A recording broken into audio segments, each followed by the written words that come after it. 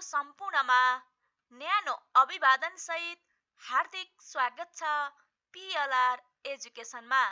शिक्षा सम्बन्धी यस्तै भिडियोहरू राख्ने क्रमलाई निरन्तरता दिँदै आज कक्षा 9 को पाठ 14 नेपाली लोकबाजा निबन्धको अभ्यास खण्ड लिएर उपस्थित भएकी छु। यस भिडियोलाई अन्त्यसम्म हेरेर मन परेमा लाइक, कमेन्ट र सेयर गरिदिनुहोला। साथै पिएलआर एजुकेसनलाई सब्स्क्राइब गर्नुभएको छैन भने सब्स्क्राइब गरिदिनुहोला। अब लागौं अभ्यासतिर।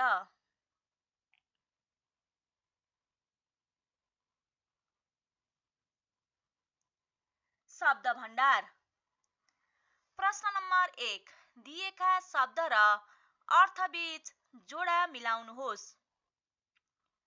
उपेक्षा, तिरस्कार, बेवास्ता।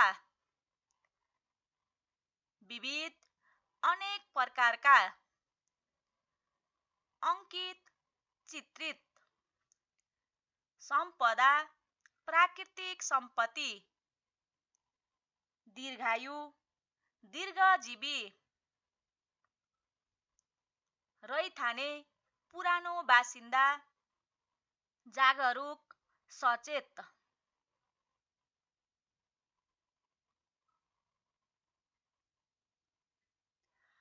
प्रश्न नम्बर 2, नेपाली लोकबाजा निबन्धमा विभिन्न जात जातिमा प्रचलित बाजाका नाम दिएको छ। ती बाजासँग सम्बन्धित शब्द पहिचान गरी साथीसँग छलफल गर्नुहोस्। नेवार, धिमे, ढाँचा, कर्खिङ, नगरा, पोङ्गा, पोना, झ्यालिन्चा आदि। कुसुन्डा, पिर्लुङ पिपरी। लिम्बू, च्याम्ब्रुङ, तुङ्गेबा, फेन्चे बाजा। मगर, मादल, मुर्जुङ्गा, डम्फु।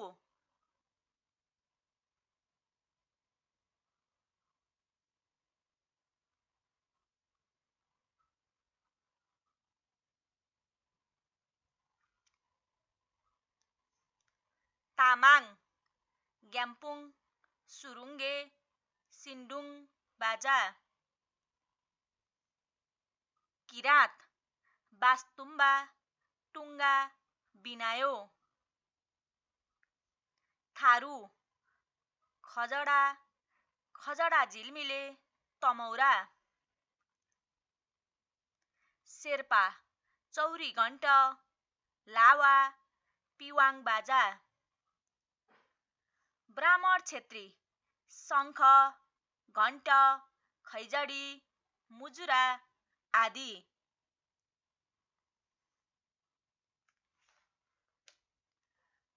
प्रश्न नम्बर 3, दिएका शब्दलाई वाक्यमा प्रयोग गर्नुहोस्। विविधता, नेपाल विविधताबीच एकताको प्रतीक हो। लोक परम्परा, पूजा-आजा गर्दा शङ्ख घण्ट बजाउने हाम्रो लोक परम्परा छ। खैजडी, स्वस्थानीको समयमा हाम्रो गाउँमा खैजडी निकै बजाइन्छ। अल्पसंख्यक, नेपालको संविधानले राउटे, कुसुन्डा जस्ता अल्पसंख्यक जातिको संरक्षण गरेको छ। धुकधुकी, भोलि हाम्रो विद्यालयमा नतिजा प्रकाशन हो, त्यसैले मेरो मुटुको धुकधुकी बढेको छ। सम्वर्धन, हामीले हाम्रा लोकबाजाको संरक्षण र सम्वर्धन गर्नुपर्छ।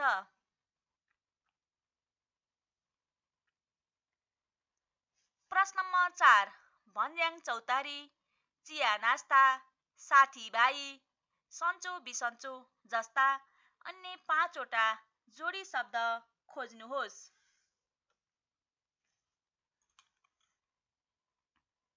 नीति नियम, रीतिरिवाज, जात जाति, आय आर्जन, चाडपर्व, वाद्यवादन यस्ता धेरै शब्दहरूको जोडी छन्।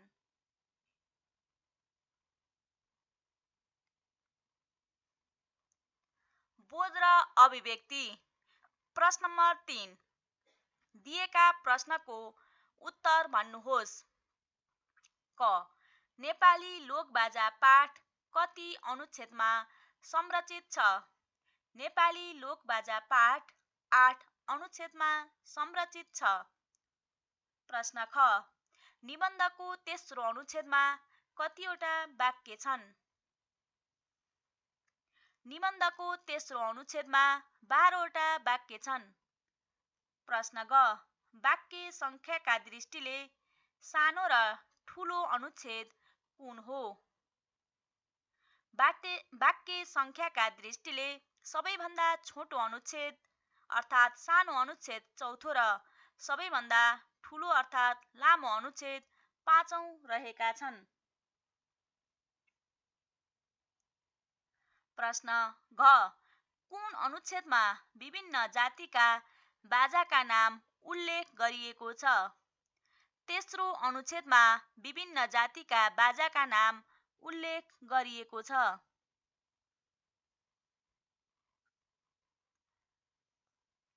प्रश्न नम्बर 4, दिएको निबन्धांशको सन्दर्भ पढी सोधिएको प्रश्नको उत्तर दिनुहोस्। प्रश्न क. नेपाली धरतीलाई कुन कुराको अनुपम संग्रहालय मानिएको छ? नेपाली धरतीलाई अनेकौं मौलिक कला र संस्कृतिको अनुपम संग्रहालय मानिएको छ। लोकबाजालाई कसरी बजाइन्छ? लोकबाजालाई कोट्याएर वा आघात पारेर, तारले रेटेर, मुखले फुकेर वा गजाले ठोकेर बजाइन्छ। कस्ता कस्ता संस्कारमा लोकबाजाको प्रयोग गरिन्छ? नेपाली समाजको रहनसहन, जन्म, विवाह र मृत्यु संस्कारका साथै चाडपर्व, उत्सव, महोत्सव, मेलापात आदिमा लोकबाजाको प्रयोग गरिन्छ। संस्कृतिको शङ्खनाद भन्नाले के अर्थ बुझिन्छ? संस्कृतिको शङ्खनाद भन्नाले संस्कृतिलाई झल्काउने अथवा संस्कृतिलाई प्रचार गर्ने भन्ने अर्थ बुझिन्छ।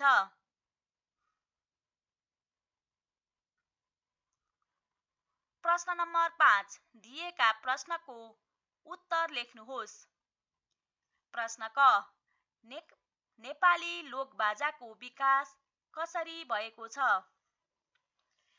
नेपाली लोकबाजाको विकास मानव सभ्यता जत्तिकै पुरानो मानिन्छ। डमरू, शङ्ख, मुरली जस्ता बाजाहरूको विकास पौराणिक कालदेखि नै प्रारम्भ भएको मानिन्छ।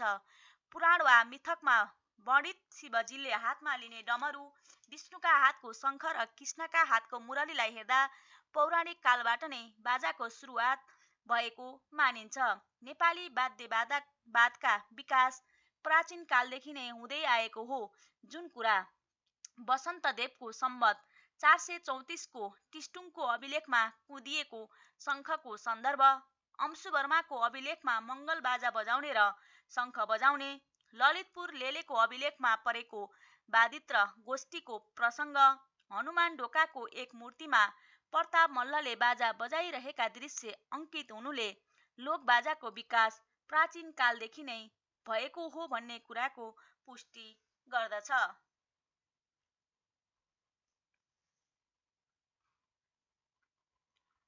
प्रश्न ख. बजाउने शैली र बनोटका आधारमा लोकबाजालाई कति किसिमले वर्गीकरण गर्न सकिन्छ? बजाउने शैली र बनोटका आधारमा नाट्यशास्त्रका लेखक भरत मुनिका अनुसार लोकबाजालाई तत्वाद्य, विततवाद्य, सुशिरवाद्य, घनवाद्य र औवनवाद्य गरी 5 प्रकारमा विभाजन गर्न सकिन्छ। कोट्याएर वा आघात पारेर बजाइने एकतारे, बीडा आदि तत्वाद्य र रेटेर बजाइने सारङ्गी जस्ता तारका बाजा विततवाद्य हुन्। हावा वा सास फुकेर बजाइने मुरली, सहनाई, शङ्ख आदि सुशिर वाद्य भनिन्छ। त्यस्तै ठोकेर बजाइने घन्टी, खैजडी आदि घन वाद्य हुन् भने छालाले मोडिएका ढोल, मादल, नगरा आदि अवन वाद्य हुन्। प्रश्न ग, नेपाली लोकबाजाको महत्त्वबारे चर्चा गर्नुहोस्। निस्कने परिवेदा गर्न शारीरिक महत्त्व छ। परम्परित विश्वास र फोक्सो स्वस्थ रहने, नगराले युद्धको घोषणा गर्ने, पुङले सामाजिक भेलाको सङ्केत दिन्छ भने बाजा बजाएर पेसा व्यवसाय विकसित गरी आय आर्जन गर्न मिल्छ। त्यसैले लोकबाजाको निकै महत्त्व रहेको छ।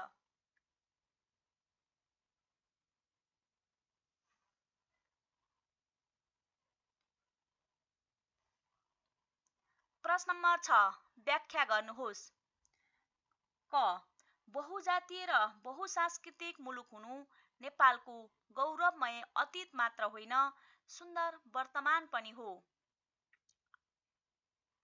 प्रस्तुत गद्यांश कक्षा 9 को नेपाली पाठ्यपुस्तक अन्तर्गत पाठ 14 मा रहेको नेपाली लोकबाजा शीर्षकको निबन्धबाट साभार गरिएको हो।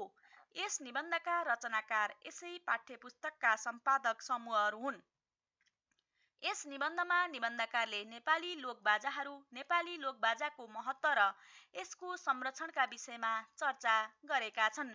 नेपाल बहुजातीय र बहुसांस्कृतिक मुलुक भएकाले विभिन्न बाजाहरूको आफ्नै महत्त्व छ भन्ने प्रसङ्गमा उक्त गद्यांश प्रस्तुत गरिएको छ। नेपाल बहुजातीय र बहुसांस्कृतिक मुलुक हो। नेपालमा बसोबास गर्ने हामी नेपाली कुनै न कुनै जातिसँग गाँसिएका हुन्छौँ। नेपालमा रहेका हरेक जातिसँग आफ्नै बाजा, गीत, सङ्गीत रहेको छ। यहाँका धर्म संस्कृतिले नेपाललाई विश्वमा चिनाएका छन्। यहाँ भएका बहुजाति र बहुसांस्कृतिक रूपहरू हेर्न वर्षेनी कयौं पर्यटकहरू आउँछन्। बहुजातीय र बहुसांस्कृतिक मुलुक हुनु नेपालकै गौरवमय अतीत मात्र होइन, वर्तमान पनि हो। किनभने नेपाल संस्कृति र जातीय दृष्टिले वैभवशाली छ। नेपाली समाजको रहनसहन, चाडपर्व, धार्मिक सहिष्णुता, जातीय विविधता, मौलिक सभ्यता विश्वमै प्रख्यात छ र यसलाई संरक्षण र सम्वर्धन गर्ने हो भने यसैबाट विदेशी मुद्रा आर्जन गर्न सक्छौँ। यसबाट नेपालको अर्थतन्त्र बलियो हुन जान्छ। यस प्रकार हामी नेपालीले बहुजातीय र बहुसांस्कृतिक मुलुक हुनुको गौरवलाई अतीतमा मात्र सीमित नराखी त्यसका माध्यमबाट वर्तमानलाई अझ सुन्दर बनाउन हरेक जातिका लोकबाजाको जगेर्ना गर्न हरेक जातिका मानिस लाग्नुपर्ने कुरा बोध गर्दै बहुसांस्कृतिक मुलुकको पहिचानबाट हामी समृद्ध बन्न सक्छौँ।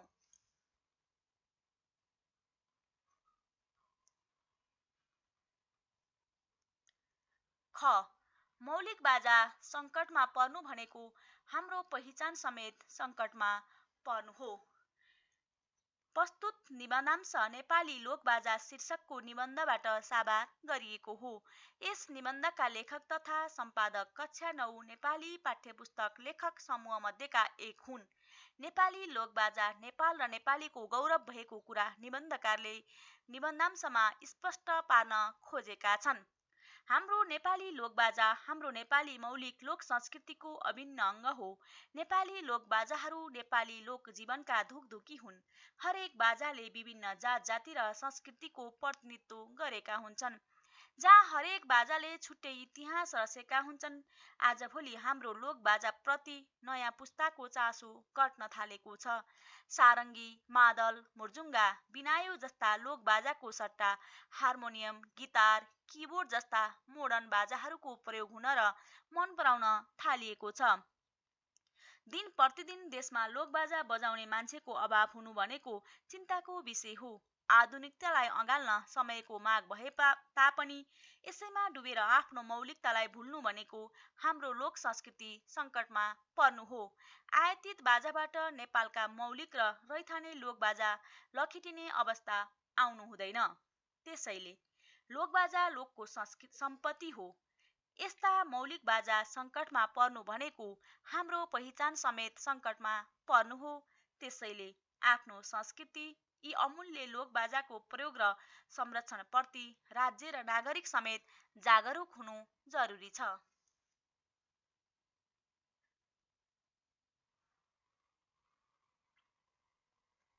प्रश्न नम्बर 7 दिएको अनुच्छेद पढ्नुहोस् र सोधिएका प्रश्नको उत्तर दिनुहोस्।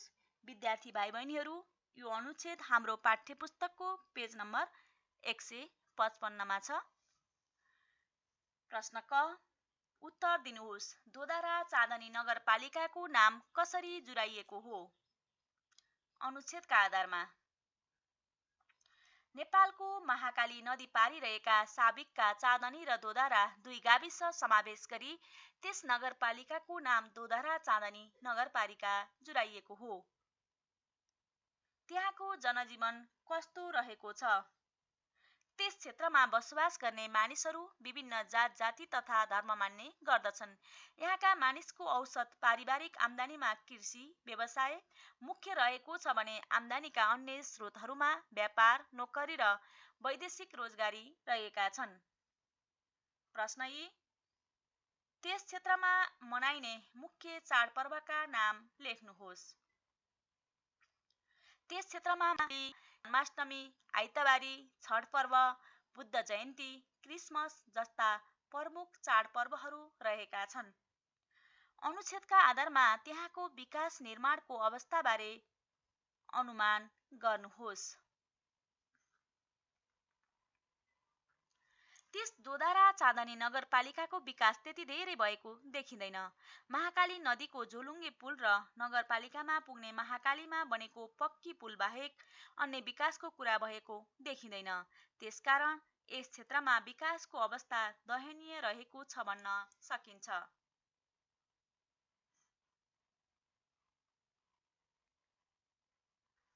प्रश्न ख भाषा संरचना पहिचान गर्नुहोस्।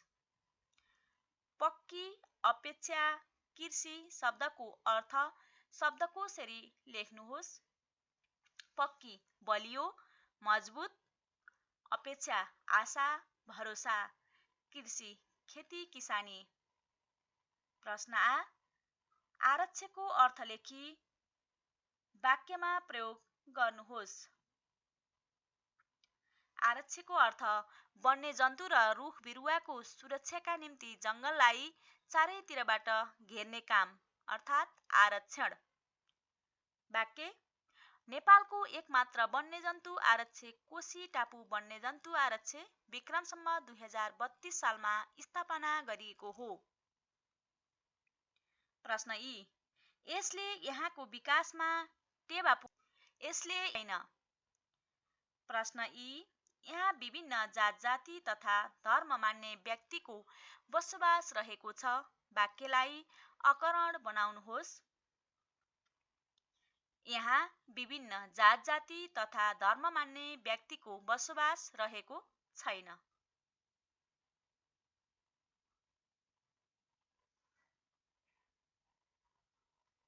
प्रश्न नम्बर 8 नेपाली लोकबाजाका विशेषता कस्ता छन्? निबन्धका आधारमा समीक्षा गर्नुहोस्। हाम्रा लोकबाजामा मान्छेलाई लट्ठ्याउने शक्ति र कलाको अनन्त जादु भएकाले नेपाली लोकबाजाले छुट्टै विशेषता पनि बोकेका छन्। हाम्रा लोकबाजाहरू जन्म, विवाह, मृत्यु, संस्कारका साथै चाडपर्व, जात्रा, उत्सव, महोत्सव आदिका अवसरमा बजाइन्छन्। हाम्रा कतिपय बाजाहरूले शुभ कार्यको संकेत गर्दछन्।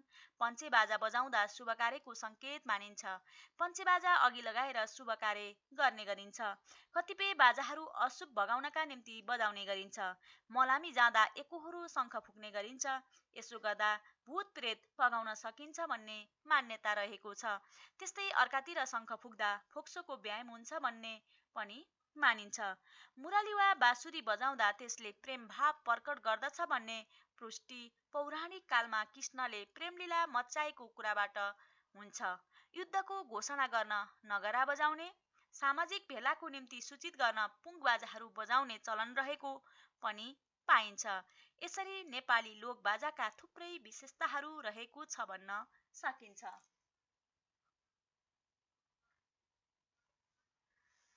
प्रश्न नम्बर 9 निबन्धको चौथो अनुच्छेदको आशय बोध हुने गरी 5 वटा प्रश्न निर्माण गर्नुहोस्। चौथो अनुच्छेदका नमुना प्रश्नहरू। कस्ता बाजा आज नेपाली जातिका आफ्नै बाजा बनेका छन्? विवाहमा कस्ता बाजा बजाइन्छन्? लोकबाजा कसरी स्वरोजगारमूलक व्यवसाय बन्न पुगेको छ? सांस्कृतिक अन्तर्गुलनको प्रत्यक्ष प्रभाव कुन क्षेत्रमा समेत देखा पर्न थालेको छ? धार्मिक अनुष्ठानमा कस्तो बाजा बजाइन्छ?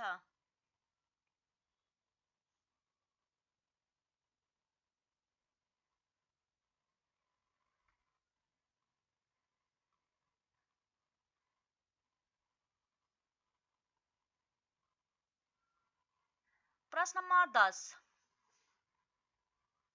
नौमती बाजाका विषयमा सूचनामूलक अनुच्छेद तयार गर्नुहोस्। नेपाल लोकगीत सङ्गीतमा अत्यन्त धनी र समृद्ध छ। नेपालको लोकगीत सङ्गीतमा प्रयोग गरिने वाद्यवादनहरू नेपालका आफ्नै मौलिक वाद्यवादनहरू रहेका छन्। त्यसमा पनि नौमती बाजाको विशेष महत्त्व रहेको छ। नेपाली लोकबाजा अन्तर्गत सबै जातिको साझा बाजाका रूपमा स्थापित हुँदै गएको बाजा नौमती बाजा हो। यो विभिन्न बाजाहरूको समूह हो। सनै 2वटा, दमाहा 2वटा, ट्याम्को, नर्सिया, ढोलक, कर्नाल र झुर्मा वा झ्याम्टा 1-1वटा गरी 9 बाजाको समूह नै नौमती बाजा हो। हिजोका दिनमा कुनै जाति विशेषले र जाति विशेषका मात्र भनेर चिनिने र बजाइने यी लोक बाजा आज समग्र नेपाली जातिका आफ्नै बाजा बनेका छन्। जुनसुकै जातिका विवाहमा बजाइने पञ्चे बाजा तथा नौमती बाजाको लोकप्रियता आजभोलि झनै बढ्दो क्रममा छ। नौमती बाजा व्यवसायका रूपमा पनि बढ्दै गएको छ। मानिसहरूले नौमती र पञ्चे बाजा बजाउँदै आर्थिक उपार्जन समेत गरिरहेका छन्। आजभोलि हरेकले नौमती बाजालाई विशेष गरेर विवाह, व्रतबन्ध, कुल पूजा जस्ता विभिन्न धार्मिक तथा अन्य अवसरमा अनिवार्य प्रयोग गर्न थालेका छन्। त्यसैले यो नौमती बाजा तथा पञ्चे बाजा नेपालको गीत सङ्गीतमा अति महत्त्वपूर्ण रहेको छ भन्न सकिन्छ। प्रश्न नम्बर 11। निबन्धको तेस्रो अनुच्छेदबाट 4वटा बुँदा टिपी सारांश लेख्नुहोस्। यहाँ नमुना बुँदाहरू। बहुजातीय र बहुसांस्कृतिक मुलुक नेपालमा आफ्नै बाजा, गीत, सङ्गीत नभएको कुनै पनि जाति नहुनु। नेवार जातिका धिमे, नगरा र कुसुन्डा जातिको पिल्लुङ पिपरी लगायत नौमती र पञ्चे बाजा नेपालका प्रचलित बाजा हुनु।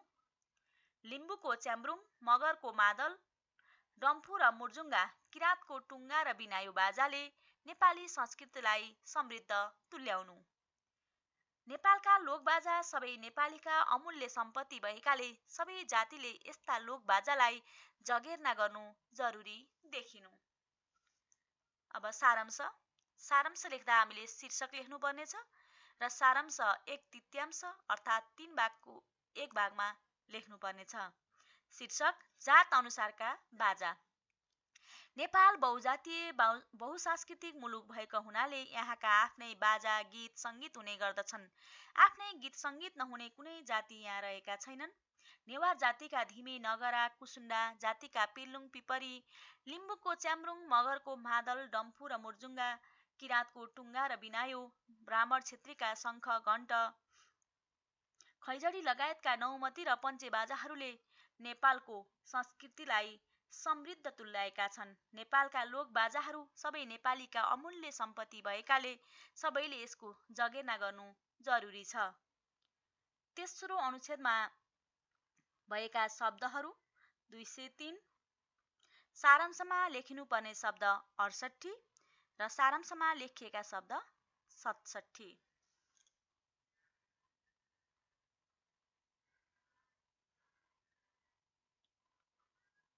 प्रश्न नम्बर 12। रेडियोमा प्रसारित शैक्षिक कार्यक्रम सुनेर त्यसको विषयवस्तु कक्षा कोठामा प्रस्तुत गर्नुहोस्। यहाँ नमुना विषयवस्तु राखिएको छ। यस क्षेत्रमा रेडियो सराङकोट नामक एउटा एफएम रेडियो रहेको छ।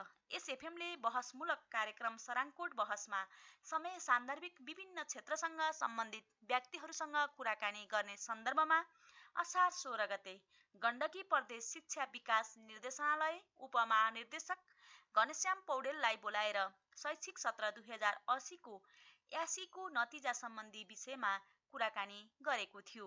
उक्त कुराकानीमा गण्डकी प्रदेश शिक्षा विकास निर्देशनालय उपमहानिर्देशकले अहिलेको नतिजा आउनुमा अन्तिममा आएर मात्रै विश्लेषण गरिनु हो भन्नुभएको थियो। उहाँले शिक्षा क्षेत्रको सुधारका लागि सरकारवालाहरूले विद्यार्थी विद्यालयमा भर्ना भएदेखि नै विश्लेषण गर्नुपर्छ भन्नुभयो। प्रदेश सरकार भनेको आवश्यकता अनुसार सहयोग गर्ने हो। विद्यालयको शैक्षिक गुणस्तर सुधार्नका लागि प्रत्यक्ष रूपमा स्थानीय सरकार र विद्यालयले नै ध्यान दिनुपर्ने कुरामा जोड दिनुभयो।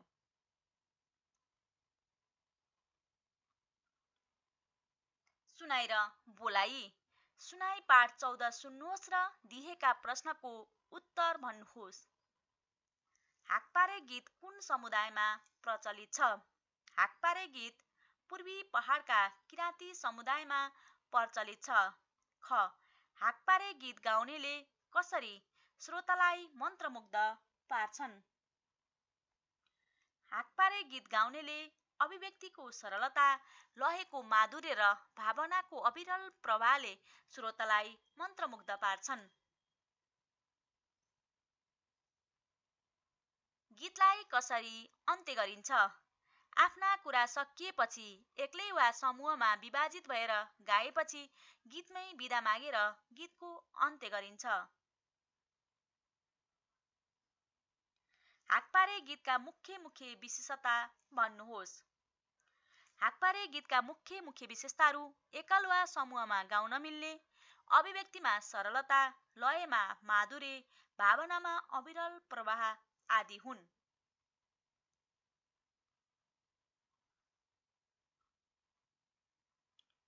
प्रश्न 2. हाकपारे गीत जस्तै तपाईको समुदायमा प्रचलित गीत कक्षामा सुनाउनुहोस्। आफ्नै गाउँठाउँमा गाइने वा प्रचलित गीत सुनाउनुहोस्।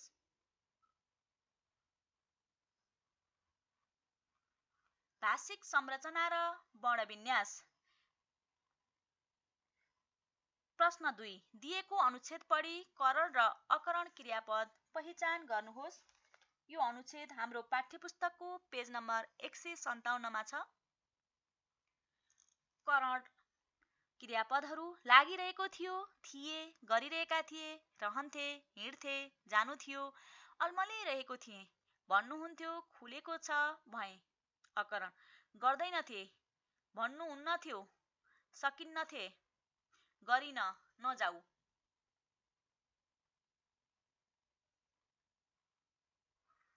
कोष्टकमा दिएका संकेतका आधारमा वाक्य परिवर्तन गर्नुहोस्। विद्यार्थी फुटबल खेल्दै थिए। अकरण विद्यार्थी फुटबल खेल्दै थिएनन्। बुबाले नबोलाउनु भएको भए म फर्किन्नथे। करण बुबाले बोलाउनु भएको भए म फर्किन्थे। जहाँ पनि असल मान्छेको सधैँ अभाव हुन्छ। अकरण जहाँ पनि असल मान्छेको कहिल्यै अभाव हुँदैन। उसले भनेको कुरा कसैले पनि मान्दैनन्। करण उसले भनेको कुरा जसले पनि मान्छन्। आज पानी पर्ला। अकरण यहाँ प्रश्नमा चाहिँ आज पानी पर्ला करण भनेको छ। यो वाक्य नै करण भएकाले यसलाई करण बनाउने होइन, अकरण आज पानी नपर्ला।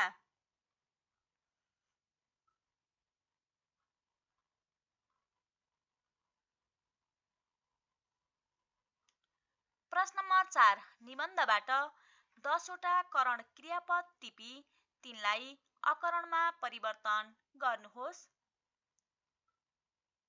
धेरै क्रियापदहरू छन्। यहाँ चाहिँ 10 वटा मात्रै टिपिएको छ। हो,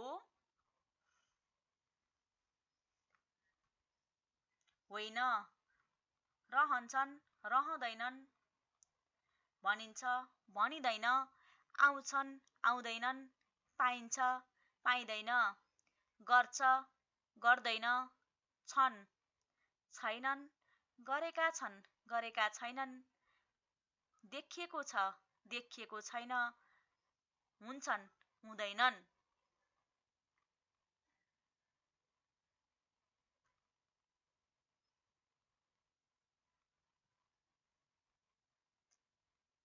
प्रश्न नम्बर 5 दिएको अनुच्छेद पढ्नुहोस् र अनुच्छेदबाट ज्ञ र ज्ञ प्रयोग भएका शब्द पहिचान गर्नुहोस्। ज्ञ प्रयोग भएका शब्द ज्ञानेश्वर, ज्ञानबहादुर, ज्ञवाली, विज्ञान, यज्ञप्रसाद, यज्ञ। ज्ञ प्रयोग भएका शब्द ग्यास, ग्यालेन, ग्यारेज, योग्य। प्रश्न 6 शब्दकोशको सहायताले ज्ञ र ज्ञ प्रयोग भएका पाँचवटा शब्द टिप्नुहोस्। यहाँ धेरै नै शब्द टिपिएको छ। ज्ञात, ज्ञानी, ज्ञाता, ज्ञापन, आज्ञा, विज्ञ, अज्ञात, संज्ञा। ज्ञ प्रयोग भएका शब्द ज्ञान, ज्ञाप, भाग्य, भोग्य, मनज्ञ। यहाँ धेरै शब्दहरू छन्, हामीले यहाँ केही शब्द टिपिएको हो।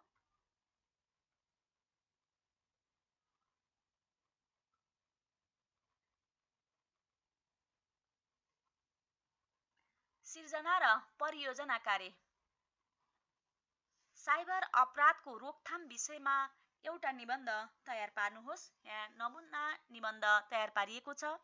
साइबर अपराध आधुनिक युगको एउटा जटिल र चुनौतीपूर्ण समस्या हो। प्रविधिको विकाससँगै संसारभर इन्टरनेटको पहुँच बढ्दै गएको छ, जसका कारण विभिन्न प्रकारका अपराधहरू पनि डिजिटल माध्यमबाट हुन थालेका छन्। यस किसिमको अपराधलाई साइबर अपराध भनिन्छ। साइबर अपराधका धेरै प्रकारहरू छन्। उदाहरणका लागि ह्याकिङ, जसमा कसैको कम्प्युटर प्रणालीमा अनाधिकृत पहुँच प्राप्त गरेर डेटा चोरी गरिन्छ।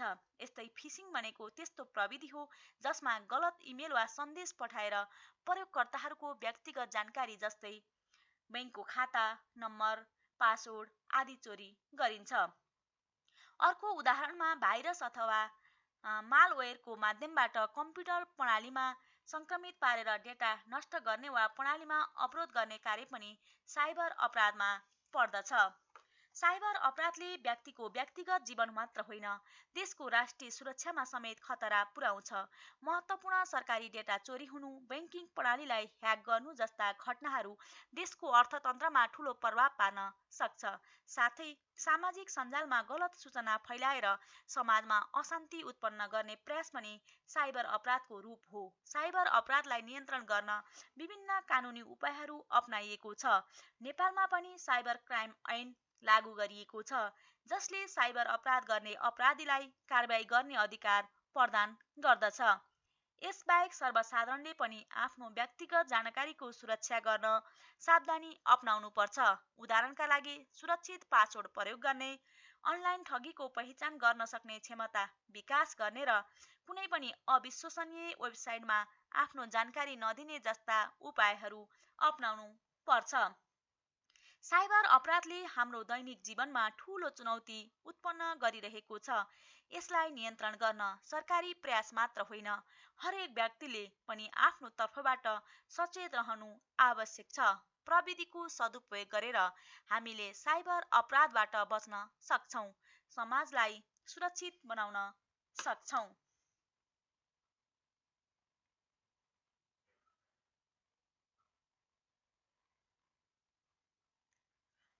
यति बेलासम्म यस भिडियो हेरेर साथ दिनुभएकोमा तपाईहरू सम्पूर्णलाई धन्यवाद।